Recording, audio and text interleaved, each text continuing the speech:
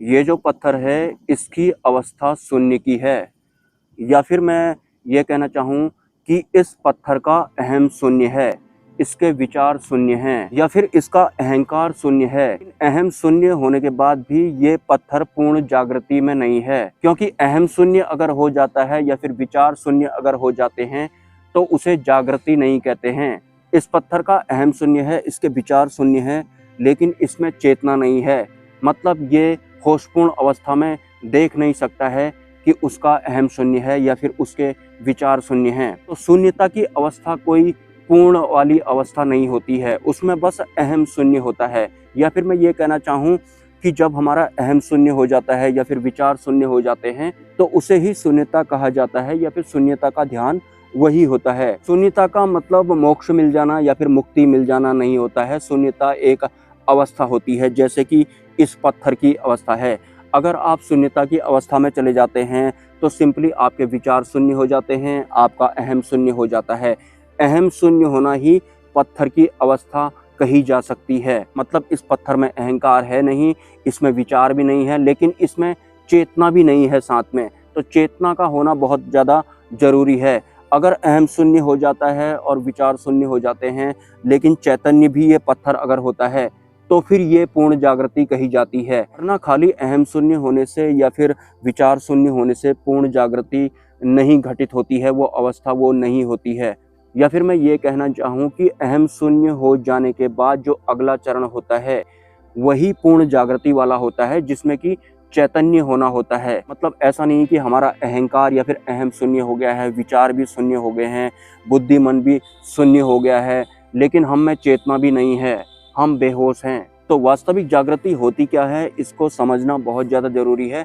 कुछ लोग शून्य का ध्यान करते हैं, उन्हें पता नहीं होता है कि शून्य का ध्यान करने से वो किस अवस्था में जाते हैं। वो सिर्फ पत्थर जैसी अवस्था में जाते हैं, मतलब उनका अहम शून्य हो गया या फिर विचार शून्य हो गए, लेकिन वो चैतन्य नहीं है। मतलब वो उस अवस्था में बेहोशी के साथ में ठहरे हुए हैं। उनका मन शांत है, बुद्धि शांत है, अहंकार शांत है, विचार शांत है, लेकिन चेतना भी नहीं है। तो चैतन्य होना बहुत ज़्यादा जरूरी होता है।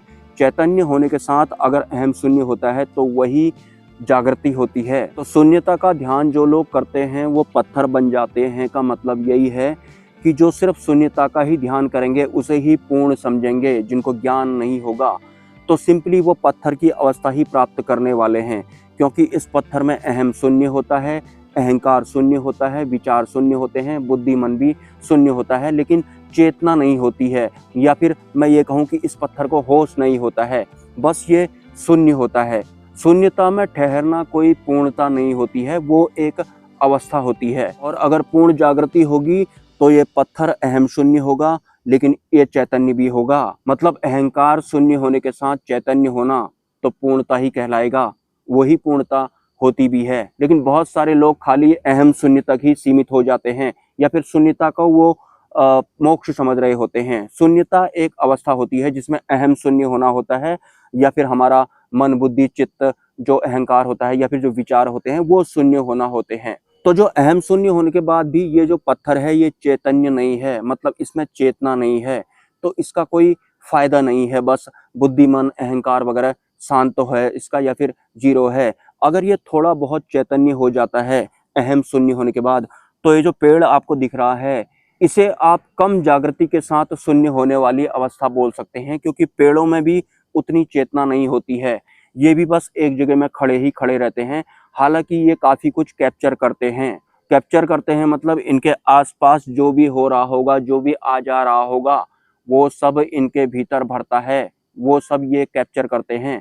लेकिन इनकी चेतना पत्थर के मामले में थोड़ा ऊंचे लेवल में होती है, पत्थर की चेतना बहुत कम होती है। मेरा इस तरह का एग्जाम्पल देने का मतलब ये था कि जागृति कहते किसे हैं, एक साधक को पहले पता होना चाहिए। ऐसा नहीं कि शून्यता को ही वो जागृति समझ रहे हैं। अगर शून्यता को ही विचार शून्य होने को या फिर अहंकार शून्य होने को आप जागृति समझ रहे हैं तो आपको इस मामले में पूर्ण ज्ञान भी नहीं है। विचार शून्य होना, अहंकार शून्य होना तो बहुत ज़्यादा जरूरी होता है, लेकिन वो पूर्णता नहीं होती है, उसमें जागृति नहीं होती है। विचार शून्य होना है, अहंकार शून्य होना है, लेकिन चैतन्य भी होना है साथ में, बेहोश नहीं रहना है। अगर आप बेहोश भी रहते हैं, आपके विचार अहंकार भी शांत रहते हैं, फिर तो आप पत्थर जैसे बन जाते हैं। या फिर थोड़े बहुत अगर आप चैतन्य होते हैं तो आप पेड़ की अवस्था में पहुंच जाते हैं। वास्तव में इस पृथ्वी लोक में जो जो पाया जाता है प्राकृतिक तौर पर, वो सब चेतना के अलग अलग तल होते हैं। ये पत्थरों में चेतना बहुत कम होती है, पेड़ों में चेतना पत्थरों से थोड़ा ज्यादा होती है। फिर पशु वगैरह आते हैं, उनका चेतना का लेवल थोड़ा ज्यादा होता है। उसके बाद इंसान आते हैं, इंसान की चेतना का लेवल ज्यादा होता है, लेकिन उसका अहम शून्य नहीं हुआ होता है, अहंकार शून्य नहीं हुआ होता है, या फिर विचार उसके लगातार चलते रहते हैं।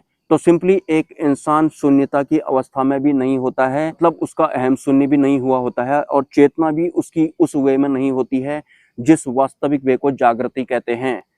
तो अहम शून्य होना है, विचारों का शून्य होना है, लेकिन चैतन्य भी होना है।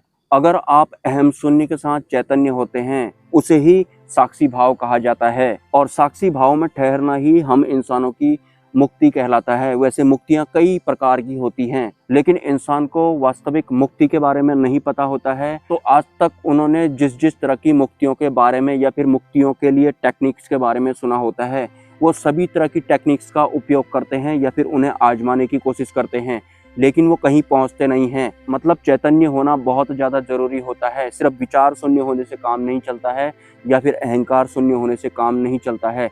और अहंकार और विचार अगर शून्य नहीं होगा तो फिर वास्तविक परमात्मा उतरते भी नहीं है। और एक कमेंट आया था मुझे पहले से ही, अगर कोई यक्षिणी सिद्ध हो गई हो और उसके बाद वो इंसान मोक्ष मार्ग पर चलता है, तो क्या वो कोई बाधा उत्पन्न करेगी, या फिर पहले उससे यक्षिणी वाला भुगतान करना पड़ेगा? अगर उसने सिद्ध किया हुआ है तो भले ही इस जन्म में किया हो या फिर पूर्व के किसी जन्म में किया हो। देखिए, परमात्मा से बड़ी कोई शक्ति होती नहीं है, और आत्मतल के अलावा जो भी अन्य तल होते हैं वो भ्रामक होते हैं, या फिर वो पूर्ण नहीं होते हैं, वो अपूर्ण होते हैं। और अगर आप वास्तविक वे में अंतरिम जागृति करने की ओर अग्रसर होते हैं, फिर परमात्मा में आपकी दृढ़ आसक्ति अगर होती है, शरीर से आप ऊपर उठ चुके होते हैं, मोह आपको होता नहीं है, तो फिर इससे पहले भले ही कुछ भी रहा हो, वो सब भी हट जाते हैं या फिर वो आपके सहायक बन जाते हैं। लेकिन परमात्मा में आपकी दृढ़ आसक्ति होनी चाहिए। और सिद्धियां जो होती हैं वो मन के तल वाली होती हैं, परमात्मा मन के पार वाले होते हैं। तो आपको सिर्फ और सिर्फ आत्म जागृति के उद्देश्य से ध्यान करना है। इसके लिए आप भगवान स्वामीनारायण का ध्यान कर सकते हैं। धीरे धीरे आपका जो रास्ता है वो सरल होते जाएगा। हालांकि पुरानी वाली जितनी भी व्यवस्थाएं होती हैं वो पूरी कोशिश करती हैं कि आप उनके ही तल में रहें या फिर आप उनसे ही जुड़े रहें, लेकिन आपको सचेत रहना है, जागरूक रहना है। तो सबसे पहले आप लॉयल होने चाहिए कि वास्तव में आपका एकमात्र मकसद है साक्षी भाव में होना या फिर अंतरिम जागृति करना। तो फिर ऑटोमेटिक आपके रास्ते सरल होते जाते हैं। परमात्मा से बड़ी कोई शक्ति नहीं है, ये आपको भूलना नहीं है। हालांकि काफ़ी दिनों बाद आज मैं इन प्लेसेस में पहुंचा हूं और अभी मैं काफ़ी थका हुआ भी महसूस कर रहा हूं, लेकिन मैं सीधे सीधे पहले बंदरों से मिलने आया था। हालांकि अभी तक मुझे कोई बंदर दिखाई नहीं पड़ा है। ऊपर से बारिश का मौसम भी है, मौसम में बादल लगे हुए हैं। मिलते हैं किसी अन्य वीडियो में, और इन वीडियो से आपको फ़ायदा मिल रहा है या नहीं ये आप कमेंट ज़रूर करें, क्योंकि ऐसा ना हो कि किसी को कुछ समझ में नहीं आ रहा हो और मैं बस बताए जा रहा हूँ। क्योंकि वास्तविक आध्यात्म जो होता है उसके लिए सबसे पहले इंसान को या फिर साधक को अपने अंदर पात्रता बनानी पड़ती है। इससे पहले जो आध्यात्म के बारे में आपने सुना था या फिर जाना था वो कुछ और होता है। मैं ये कहूँ कि वो पूर्ण नहीं है। अगर आप मोक्ष चाहते हैं फिर तो वो पूर्ण था ही नहीं। नमस्कार।